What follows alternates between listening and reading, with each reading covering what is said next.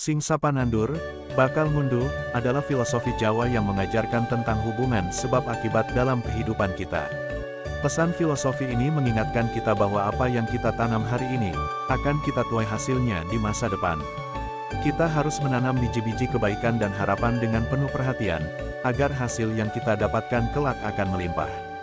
Dengan mengamalkan prinsip ini, kita diajak untuk berusaha keras dan memastikan setiap langkah kita menuju pada kebaikan.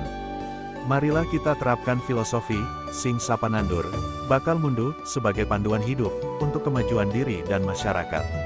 Mari kita tempa diri dengan nilai-nilai luhur dan berbuat kebajikan tanpa henti, untuk masa depan yang lebih cerah. Bersiaplah untuk masa panen yang akan datang dengan penuh kejayaan, melalui tindakan menanam dengan hati dan memelihara dengan kasih. Mari kita membuktikan kebijaksanaan, sing sapa nandur, bakal munduh, dalam keseharian kita, demi kesejahteraan bersama.